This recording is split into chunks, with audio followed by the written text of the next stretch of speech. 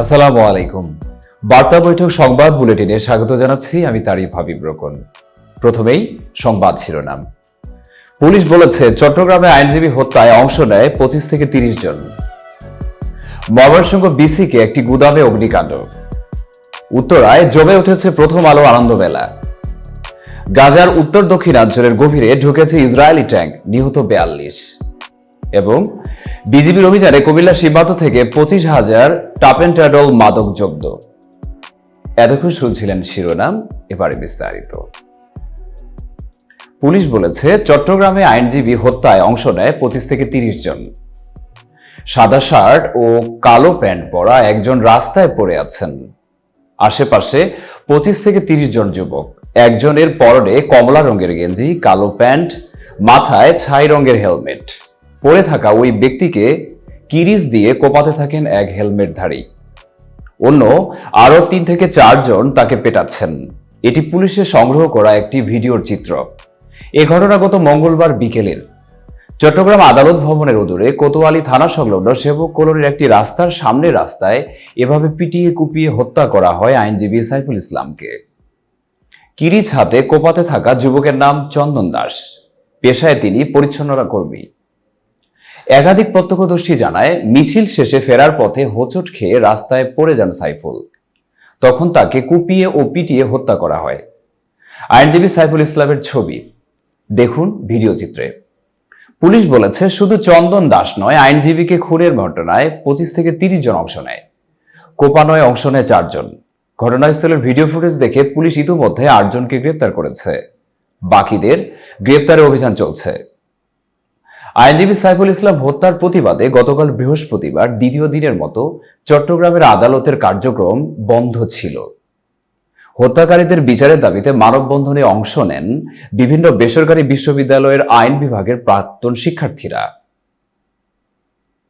এছাড়া পুলিশের উপর হামলায় জড়িত অভিযোগে গতকাল আরও 7 জনকে গ্রেপ্তার করা হয়েছে।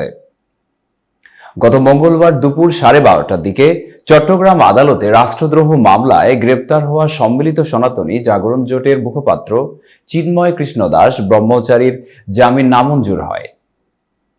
এরপর তাকে কারাগারে পাঠানোর জন্য প্রিজন ভ্যানে তোলা হলে বাধা দেন তার অনুসারীরা। তারা প্রিজন ভ্যান আটকে বিক্ষোভ শুরু করেন। পরে পুলিশ বিজিবির লাঠিপেটা করে ও সাউন্ড গ্রেনেড ছুড়ে বিক্ষোভকারীদের ছত্রভঙ্গ করে দেয়। ময়মনসিংহ বিসিকে একটি গুদামে অগ্নিকাণ্ড। ময়মনসিংহের বিসিক শিল্পনগরীর একটি কারখানার গুদামে আগুন লেগেছে।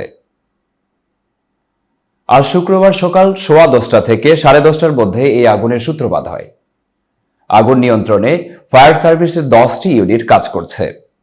স্থানীয় লোকজন জানান, ময়মনসিংহ নগরের মাসকান্দা এলাকায় বিসিক শিল্পনগরীর ভেতরে হেকেম বাংলাদেশ নামের একটি কীটনাশক কোম্পানির গুদামে আগুন লাগে। সেখানে কীটনাশক তৈরির কাঁচামাল সংরক্ষণ করা হতো। কোম্পানিটির আঞ্চলিক ব্যবস্থাপক মামুনুর রশিদ বলেন, কারখানাটির ভেতরে তাদের কোনো লোক ছিলেন না। সপ্তাহে 1 দিন বা মাসে 2 দিন কারখানাটি খুলে কাঁচামাল অন্য কারখানায় নেওয়া হতো। কিভাবে সেখানে আগুন লাগলো তা বলা যাচ্ছে না। আজ দুপুর 12টার দিকে ময়মনসিংহ ফায়ার সার্ভিসের উপপরিচালক মতিউর রহমান বলেন, আগুন নিয়ন্ত্রণে 10টি ইউনিট কাজ করছে। আগুন তাদের নিয়ন্ত্রণে আছে আর ছড়ানোর আশঙ্কা নেই। তবে কিভাবে অগ্নিকাণ্ড ঘটল তা তদন্তের পর বলা যাবে। এদিকে অগ্নিকাণ্ডের খবর পেয়ে সেনা, র্যাব ও পুলিশ সদস্যরা ঘটনাস্থলে পৌঁছে গেছেন। উত্তরায় জমে উঠেছে প্রথম আলো আনন্দ মেলা। ঢাকার উত্তরা 12 নম্বর সেক্টর পার্কে চিত্রাঙ্কন প্রতিযোগিতার মধ্য দিয়ে শুরু হয়েছে প্রথম আলো আনন্দ মেলা। আজ শুক্রবার সকাল 8টায় উত্তরার 12 নম্বর সেক্টর এলাকায় বসবাসকারীদের নিয়ে এই আনন্দ মেলার আয়োজন করা হয়েছে। চিত্রাঙ্কন প্রতিযোগিতায় 3 শতাধিক শিশু অংশগ্রহণ করেছে। এই প্রতিযোগিতা চলবে 1 ঘন্টা। শিশুরা বসে গেছেন রং ও তুলি দিয়ে, মনের মতো ছবি আঁকছে। সন্তানদের নিয়ে আসা অভিভাবকেরা তা পাশে দাঁড়িয়ে দেখছেন। 12 বছর বয়সী ওমরাজ দাস এই প্রতিযোগিতায় অংশগ্রহণ করেছে। ওর মা রিনি দাস কাছে দাঁড়িয়ে সন্তানের ছবি আঁকা দেখছিলেন। রিনি দাস বলেন, তার ছেলের ছোটবেলা থেকে আঁকার প্রতি আগ্রহ। প্রথম আলো আনন্দ মেলায় যে চিত্রাঙ্কন প্রতিযোগিতা হবে তা তার ছেলেই তাকে জানিয়েছেন। পরে আজ সকালে এই প্রতিযোগিতায় তিনি ছেলেকে নিয়ে এসেছেন।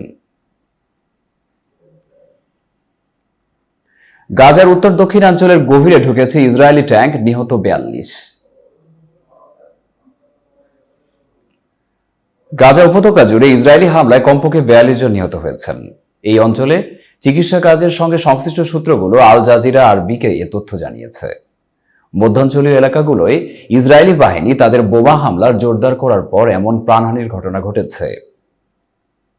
ইসরায়েলের ট্যাঙ্কগুলো গাজা উপত্যকার উত্তর ও দক্ষিণাঞ্চলীয় এলাকাগুলোর আরো গভীরে ঢুকে পড়েছে।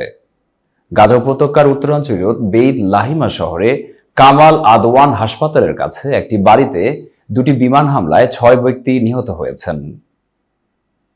দক্ষিণাঞ্চলীয় খান ইউনিস এলাকায় একটি মোটরসাইকেলে ইসরায়েলি হামলায় আরও 4 জন নিহত হয়েছেন। চিকিৎসকদের উদ্ধৃত করে গতকাল বৃহস্পতিবার বার্তা সংস্থা রয়টার্স এসব তথ্য জানিয়েছে। পরে পূর্বাঞ্চলীয় খান ইউনিস এলাকায় একটি আশ্রয় শিবিরের কাছে ইসরায়েলের বিমান হামলায় কমপক্ষে 5 জন নিহত হন। বাস্তুচ্যুত পরিবারগুলো এই শিবিরে আশ্রয় নিয়েছিল। নুসেরাত শরণার্থী শিবিরের ইসরায়েলি যুদ্ধবিমান থেকে কয়েকটি হামলা চালানো হয়েছে। শিবিরের আল আওদা হাসপাতালের স্বাস্থ্য কর্মকর্তা বলেছেন, হামলায় কমপক্ষে 11 জন নিহত হয়েছেন। এতে একটি বহুতল ভবন ধ্বংস হয়ে গেছে এবং বিভিন্ন মসজিদের বাইরে সড়কগুলোয় হামলা হয়েছে। এক বিবৃতিতে তারা বলেন, আশ্রয় শিবিরের উত্তরাঞ্চলীয় এলাকা থেকে ইসরায়েলি ট্যাঙ্কগুলো অগ্রসর হওয়ায় বেশ কয়েকটি পরিবার তাদের বাড়িতে আটকা পড়েছে। ট্যাঙ্ক থেকে অনবরত গোলা ছোড়ার কারণে অ্যাম্বুলেন্সে সেখানে পৌঁছতে পারছে না। বিজিবির অভিযানে কুমিল্লা সীমান্ত থেকে 25,000 টাপেনটাডল মাদক জব্দ। কুমিল্লার পাঁচথবি ও গোলাবাড়ি পোস্ট এলাকায় পৃথক অভিযান চালিয়ে 25,000 টাপেনটাডল মাদক ও 988 বোতল ফেন্সিডিল জব্দ করেছে বর্ডার গার্ড বাংলাদেশ বিজিবি। আজ বৃহস্পতিবার সকালে এসব মাদক জব্দ করা হয়। এ ঘটনায় কাউকে আটক করা যায়নি। বিজিবির পাঠানো এক সংবাদ বিজ্ঞপ্তিতে তথ্য জানানো হয়েছে। এতে বলা হয়েছে, আজ সকাল 10টার দিকে বিজিবির কুমিল্লা ব্যাটালিয়নে একটি দল সীমান্তবর্তী পাঁচথবি এলাকায় মাদক ও চোরাচালান বিরোধী অভিযান চালায়। এ সময় 25,000 টাপেনটাডল বড়ি জব্দ করা হয়, যার বাজার মূল্য প্রায় 50 লাখ টাকা। অপরদিকে একই ব্যাটালিয়নের একটি টহল দল গোলাবাড়ি এলাকায় পৃথক অভিযান চালিয়ে 988 বোতল ফেন্সিডিল জব্দ করে। জব্দ করা মাদকদ্রব্যের দাম 3,95,000 টাকা। এসব মাদক ভারত থেকে বাংলাদেশে আনার প্রস্তুতি নিচ্ছিলেন মাদক কারবারিরা। এতক্ষণ বার্তা বৈঠকের সাথে থাকার জন্য ধন্যবাদ। নতুন নতুন তথ্য ও সংবাদ পেতে বার্তা বৈঠক ইউটিউব চ্যানেল ও ফেসবুক পেজের সাথেই থাকুন।